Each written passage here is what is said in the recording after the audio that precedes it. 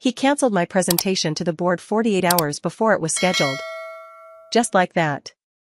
8 weeks of preparation, countless late nights refining data models, perfecting projection slides, rehearsing answers to every conceivable question the board might throw at me. Gone. Felicity, I need you to step back from Thursday's presentation, Gerald Whitmore said, not even looking up from his phone as I stood in his office doorway that Tuesday morning. His tone carried the casual dismissiveness of someone canceling a dentist appointment. The morning light filtered through his corner office windows, catching the edge of his mahogany desk. I felt my stomach drop. Step back? Gerald, I've been preparing this for 2 months. The infrastructure expansion proposal is my project. He finally glanced up, and I caught the slight smirk playing at the corner of his mouth. His coffee sat cooling beside a stack of unread reports. Vanessa will be handling it instead. She's more persuasive than you. He laughed then, a short bark of amusement at his own assessment. You're brilliant with numbers, Felicity, don't get me wrong. But board presentations require a certain charisma. Vanessa has that presence. Vanessa Sterling. Of course. The new senior analyst who joined Hudson Technologies 3 months ago with her perfectly tailored suits, her effortless smile, her LinkedIn profile full of corporate buzzwords, and her uncanny ability to say exactly what Gerald wanted to hear before he even knew he wanted to hear it. I stood there, frozen in the doorway, while my brain processed what was happening. 8 years at Hudson Technologies. 8 years of consistent performance, of exceeding every metric, of building the data infrastructure that made projects like this expansion possible in the first place. 8 years of arriving early, staying late, of volunteering for the difficult projects nobody else wanted. And now I was being sidelined for someone who couldn't tell a regression analysis from a revenue report. The board meeting is in 2 days, I said, keeping my voice level even as my hands clenched at my sides. Vanessa doesn't know the project details. Gerald waved his hand dismissively. I noticed his expensive cufflinks catching the light. She's been briefed. She'll be fine. Actually, better than fine. The board responds well to her energy. He returned his attention to his phone, the conversation clearly over in his mind. The fluorescent light overhead buzzed faintly, a sound I'd never noticed before but would forever associate with this particular humiliation. I should have argued. I should have pushed back, demanded an explanation, reminded him that this was my career, my work, my future being casually reassigned like a lunch meeting. But I didn't. Instead, I nodded slowly, thanked him for letting me know, thanked him, can you imagine, and walked back to my desk. The hallway felt longer than usual. I passed the break room where someone had left half a bagel on the counter. I passed the printer alcove where the machine hummed steadily. I passed colleagues who nodded absently, buried in their own work, unaware that my professional world had just tilted sideways. Here's what I realized in that moment, sitting in my gray cubicle while the fluorescent lights hummed overhead and my screen displayed the presentation I would never deliver. Anger is a waste of energy when channeled into shouting. But anger, when refined and directed with precision, becomes something far more useful. Something sharper. Something that cuts cleanly and deliberately. I opened my calendar. Thursday's board meeting. I had 48 hours. My coffee had gone cold in its mug, the foam art dissolved into an unrecognizable brown swirl. I didn't bother reheating it. I had work to do. Wednesday morning arrived with the kind of crisp autumn clarity that makes everything feel sharper, more focused. I came into the office early, before the administrative staff had even turned on the coffee machines. The building held that peculiar silence of empty corporate spaces, all potential and no noise. The security guard, an older man named Frank, waved me through with a surprised smile. Early bird today, Miss Hanson? Big project, I said, returning his smile with more warmth than I felt.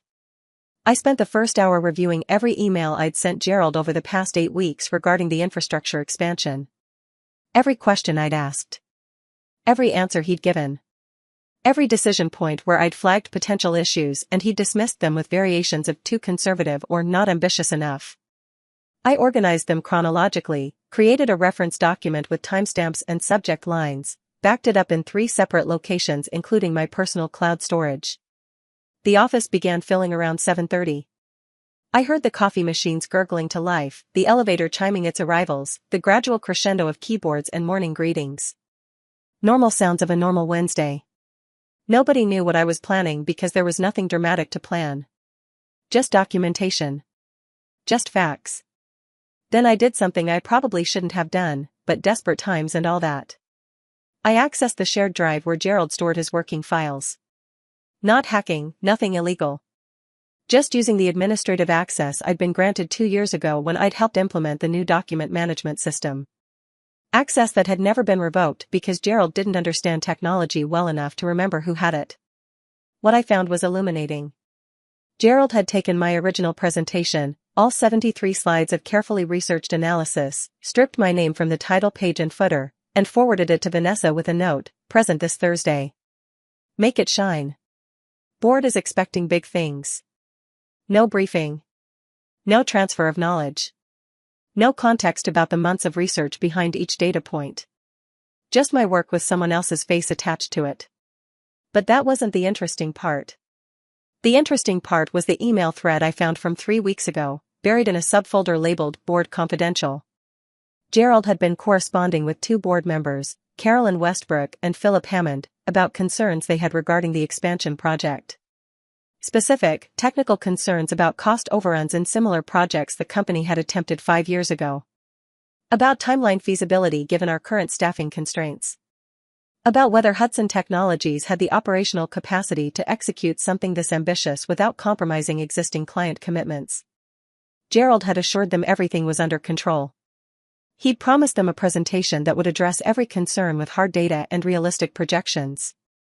He'd specifically told them that his top analyst had been working on nothing but this project for 2 months, that she had anticipated every possible question and built contingencies into the plan. I sat back in my chair, a slow smile forming. Gerald had made promises he couldn't keep, and now he'd handed those promises to someone completely unprepared to deliver on them. Vanessa might have charisma, but charisma crumbles pretty quickly when board members start asking technical questions about infrastructure capacity metrics and capital expenditure timelines. I could let this play out naturally. Watch Vanessa stumble through questions she couldn't answer, watch Gerald's credibility take the hit it deserved. Passive observation, karma doing its work. But where was the artistry in that? Where was the precision? I spent Wednesday constructing what I privately thought of as my insurance policy. I compiled a comprehensive briefing document, 28 pages of dense analysis, everything the board would need to understand not just the expansion project, but the deeper questions about Hudson Technologies' operational readiness. I included the concerns Carolyn and Philip had raised in their emails. I included Gerald's assurances, quoted verbatim. I included my original risk assessments, the ones Gerald had told me were too conservative and not ambitious enough for board consumption, along with detailed explanations of why each risk was worth flagging. Then I did something that felt simultaneously petty and professional. I scheduled a series of automated emails to be sent to Carolyn and Philip on Friday morning at 8 o'clock, 48 hours after the board meeting would conclude. The emails would come from my company address, would be perfectly professional in tone and formatting, and would simply offer my availability to discuss any questions that might have arisen from Thursday's presentation. A helpful follow-up from the analyst who'd done the actual work. I included my direct line and my mobile number. I attached a condensed executive summary of the key technical considerations. Nothing accusatory. Nothing unprofessional. Just a polite offer to provide clarity. By Wednesday afternoon, I'd also quietly reached out to my professional network. Casual inquiries over LinkedIn. Testing the waters. A former colleague at Silverstone Analytics who'd been trying to recruit me for 6 months. A headhunter who specialized in financial services. Hudson Technologies wasn't the only company in town that needed someone with my skill set, and 8 years of excellent performance reviews made for a very attractive resume. I wasn't burning bridges yet, but I was definitely checking where the lifeboats were docked and whether they had room for passengers. Thursday morning, I came to the office dressed impeccably. Navy suit, the good one I usually reserved for client meetings. Hair perfect, pulled back in a style that meant business without severity. Makeup precise. The professional armor of someone who knew exactly what they were worth. I didn't hide in my cubicle. I worked visibly, calmly, running analyses on other projects, responding to emails with my usual efficiency and polish. When colleagues asked if I was okay with the presentation change, I smiled and said that Vanessa would do wonderfully, that it was good for the team to have different people showcasing their skills. The lie tasted like copper on my tongue, but I delivered it smoothly. Vanessa arrived at 9:30, looking considerably less composed than usual. Her normally perfect hair showed signs of hasty styling. She'd spilled something on her sleeve, coffee, maybe, and had tried to dab it away, leaving a faint watermark. She caught my eye across the office floor, started to approach my desk with what looked like an apology forming on her lips, then seemed to think better of it. Gerald had emerged from his office long enough to usher her in for what I assumed was a last-minute prep session. Through the glass walls, I could see him gesturing emphatically while Vanessa nodded, scribbling notes on a legal pad. The board meeting was scheduled for 2 o'clock. At 1:30, I watched Vanessa walk toward the conference room on the executive floor, clutching my presentation materials like a life raft. She'd changed into a different blouse, the coffee-stained one presumably stuffed in her desk drawer. She looked nervous, her shoulders tight, her usual confident stride replaced by something more hesitant. Good. She should be nervous. She was about to present 2 months of work she'd inherited 48 hours ago to 8 board members who'd been promised comprehensive technical expertise. I went to the break room, made myself tea, chamomile, for the irony of its calming properties, and returned to my desk. I didn't need to watch the meeting. I knew exactly how it would unfold.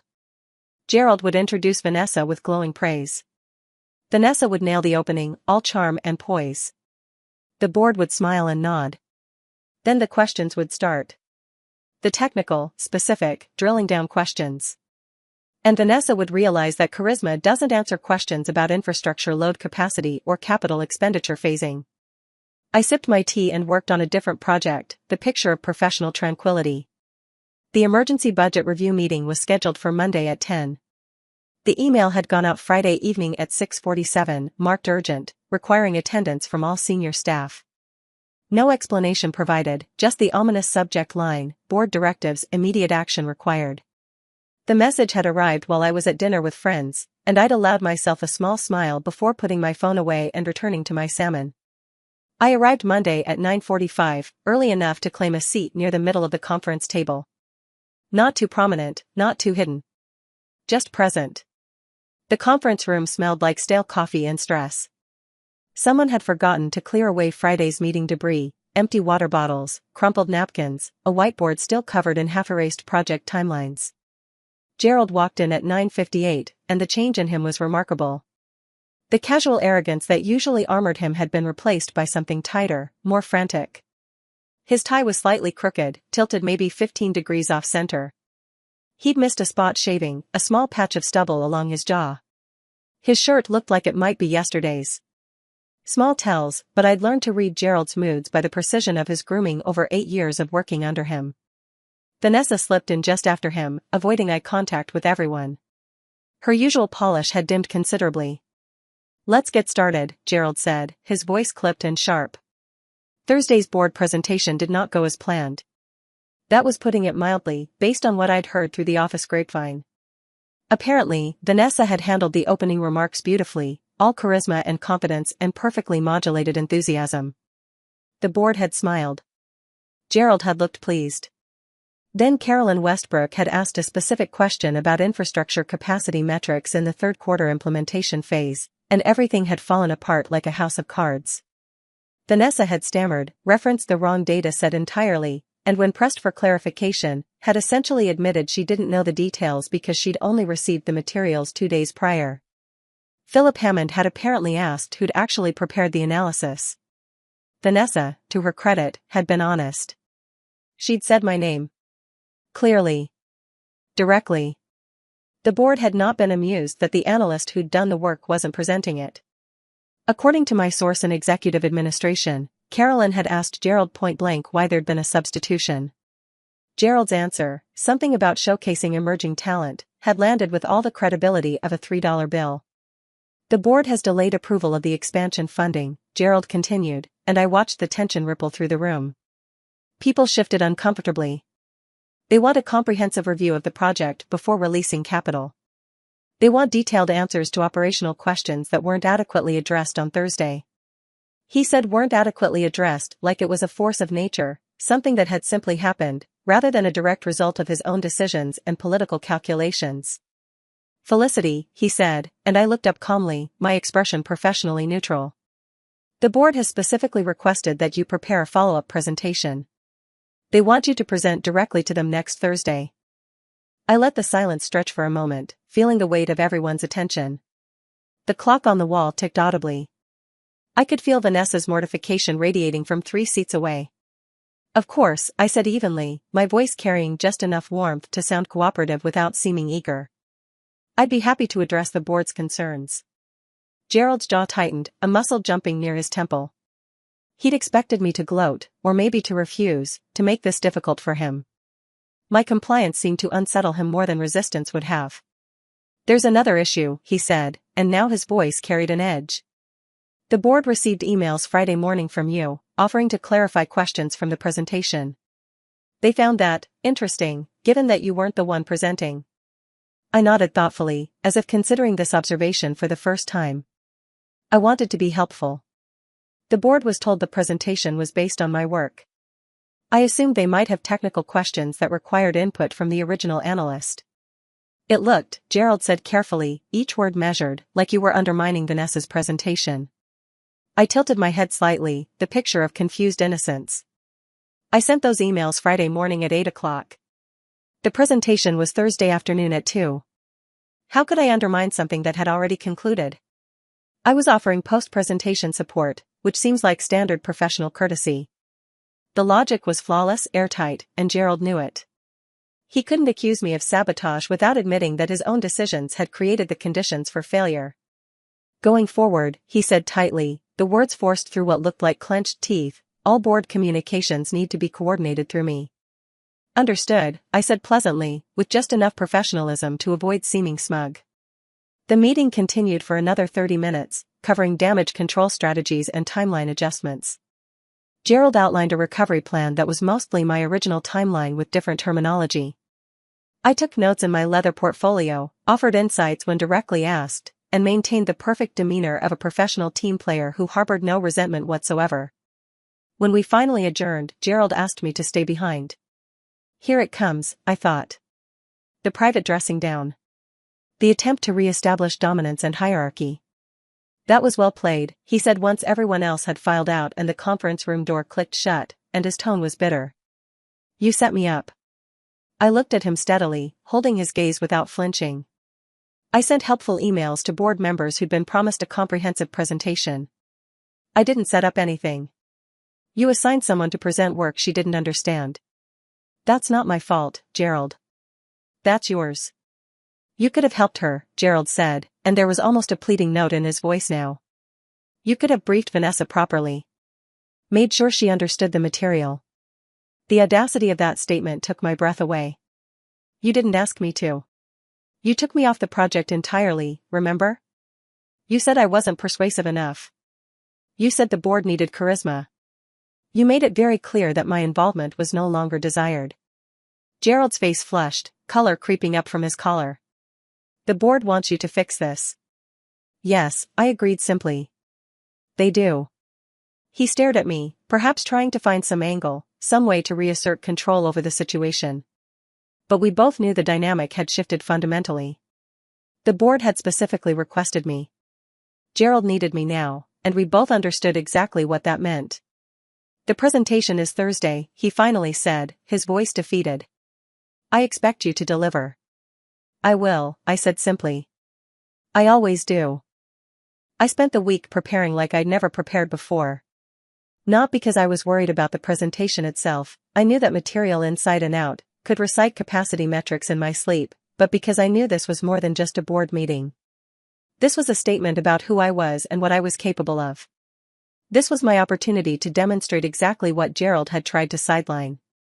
Tuesday afternoon, I had a quiet conversation with Carolyn Westbrook. She'd reached out Monday evening to schedule a pre-meeting, ostensibly to discuss the expansion project. We met at a coffee shop 3 blocks from the office, neutral territory. She was already there when I arrived, reading something on her tablet. Ms. Hanson, she said warmly, standing to shake my hand. Her grip was firm. Thank you for making time. Of course. Please, call me Felicity. We ordered, she got an Americano, I got Earl Grey, and settled into the corner booth. Gerald told us you needed to step back from the original presentation because you were overwhelmed with other projects, Carolyn said, watching my reaction carefully. I smiled slightly. That's not accurate. I had no other projects. The expansion analysis was my sole focus for 8 weeks. Gerald can check my timesheets if he'd like confirmation. Carolyn nodded slowly, unsurprised. I suspected as much. Philip and I were confused about the substitution. Gerald had specifically told us his top analyst was leading the project. Then someone else presented, and it was immediately clear she didn't know the material. Vanessa is talented, I said diplomatically. She has excellent client-facing skills. But she joined Hudson Technologies 3 months ago. She didn't have the context for that level of board presentation. Why did Gerald make the switch? I considered my answer carefully. You'd have to ask him. I can only speak to my own work. Carolyn appreciated that discretion. Your emails Friday morning were interesting timing. I thought they might be helpful, I said. The board was told the analysis was mine. I wanted to make myself available for technical questions. Gerald seemed to think you were undermining him. I met her eyes directly. I was supporting the project. If that undermined Gerald, perhaps the problem isn't my timing. We talked for another 30 minutes. Carolyn asked sharp questions that indicated she'd done her homework. By the time we finished, I knew I had at least one board member firmly in my corner. Thursday arrived with a strange calm. I'd spent 8 years at Hudson Technologies being reliable, being excellent, being the person who fixed problems quietly without demanding recognition. Today, I would be all of those things, but I would not be quiet. The boardroom was intimidating by design. Long mahogany table, its surface polished to a mirror shine. Leather chairs that probably cost more than my monthly salary. Walls lined with portraits of Hudson Technologies founders, stern men in outdated suits. 8 board members arranged along the table's length. Gerald sat at one end, looking tense, his fingers drumming against his portfolio. I stood at the presentation screen, my materials organized, my notes minimal. I didn't need notes. I'd lived this project for 2 months. Good afternoon, I began, my voice steady and clear. Thank you for this opportunity to address your concerns about the infrastructure expansion proposal. I understand there were questions last week that weren't adequately answered. I'd like to correct that today. For the next 90 minutes, I walked them through everything. Not just the surface-level projections, but the deep operational realities. The risks I'd identified and why each one mattered. The mitigation strategies I'd developed, with specific action items and responsible parties. The timeline challenges and how we could address them without compromising quality. The capital expenditure phasing that would protect Hudson Technologies' cash flow while enabling growth.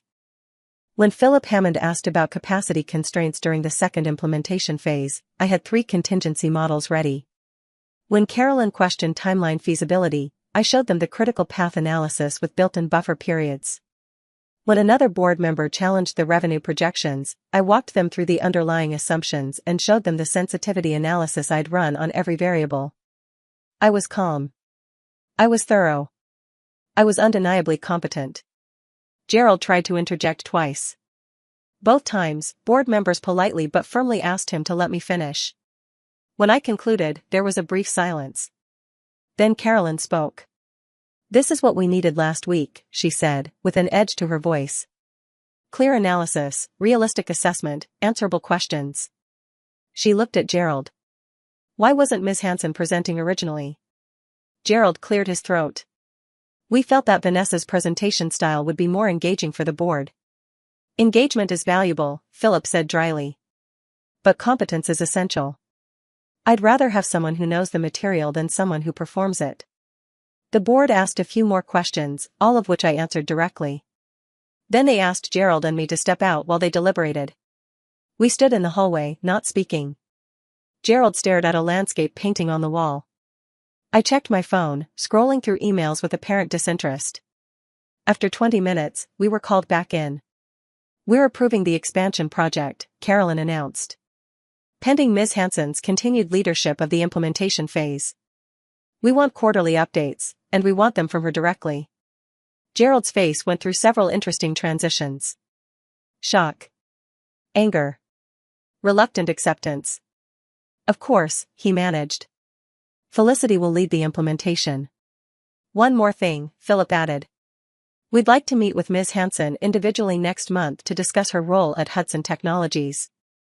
We think there may be opportunities for expanded responsibility. I kept my expression professionally neutral, but inside, I felt the pieces clicking into place. The board wasn't just approving the project. They were sending a message about who they valued. Friday morning, 4 days after the board meeting, Gerald stormed into my office. Why did the board delay funding? He demanded. I looked up from my computer, genuinely confused. They didn't. They approved the project Thursday. Not that funding, he snapped. The operational discretionary budget.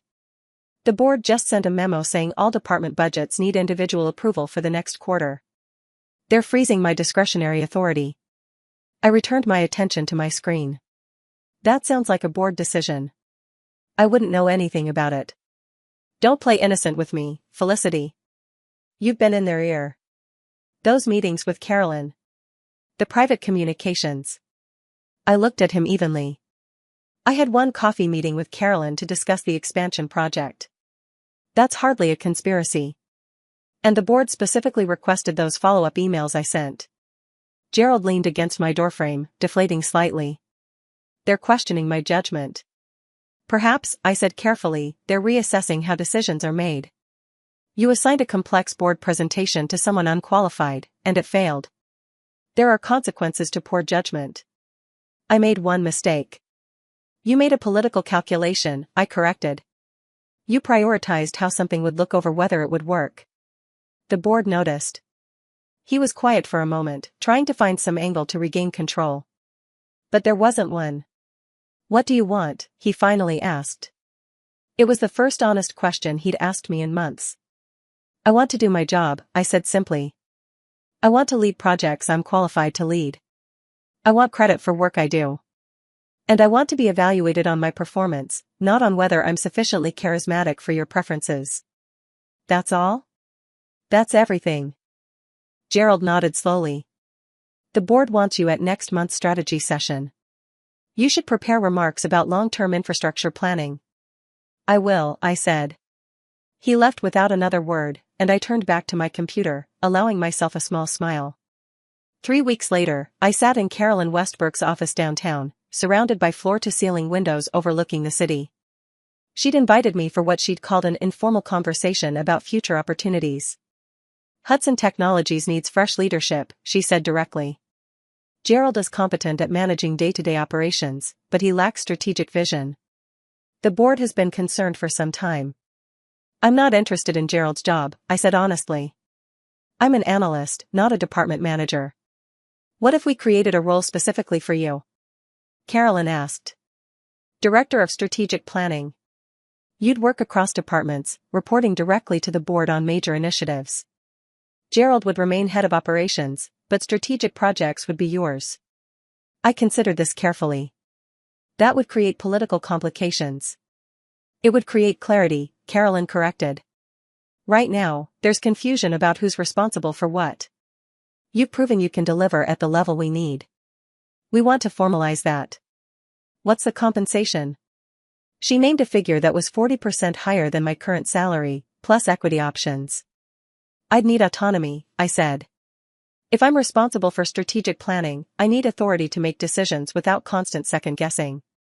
That's the point, Carolyn agreed. We want someone we trust making those calls. I thought about Gerald's face when he told me I wasn't persuasive enough. About Vanessa's nervous shuffle toward the boardroom, clutching my work like borrowed clothes. About 8 years of being excellent and reliable and quietly indispensable. I accept, I said.